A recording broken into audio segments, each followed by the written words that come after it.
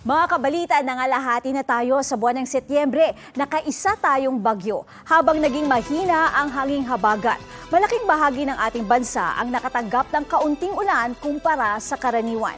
Ang inyong nakikita na kulay red dito nga sa mapa, yan yung mga lugar na nakapagtala ng way below normal rainfall amount ayon sa monitoring ng Pag-asa. Mula September 1 hanggang September 14. Kasama dyan ang Southern Luzon, malaking bahagi ng Visayas at ilang panig ng Central Luzon, Cagayan Valley Region at Mindanao. Ibig sabihin po na yung mga lugar na may kulay yellow ay nakapagtala naman ito ng below normal rainfall amount. Kabilang dyan ang Metro Manila at ilang panig ng Northern at Central Luzon, Rizal, Quezon, Cavite, Masbate, Negros Oriental, Cebu at ng Mindanao. Ang ilang bahagi naman ng Ilocos Region, Cordillera, Zambales at Tarlac ang nakatanggap ng halos pangkaraniwang dami ng ulan o near normal rainfall amount.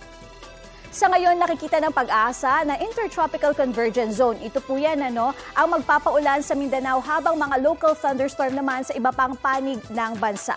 Sa mga susunod na oras, asahan naman ang pag-uulan sa malaking bahagi ng bansa. Batay yan sa rainfall forecast ng Metro Weather. Pinaka-apektado ng ulan ngayon ang Mindanao. Posible ang heavy to intense rain sa ilang lugar, kaya dapat maging alerto mula sa banta ng baha o landslide. Uulanin din ngayong araw ang Metro Manila.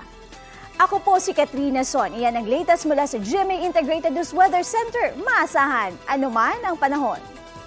Balita ko, may tututukan kayo tuwing 11 a.m. sa GTV. Alamin ang mahalagang balita at impormasyong dapat ninyong malaman sa Balita Ko tuwing Lunes hanggang Biyernes. Mag-subscribe din po sa GMA Integrated News sa YouTube. Sa mga kapuso naman abroad, maaari po kaming masubaybayan sa GMA Pinoy TV at www.gmanews.tv.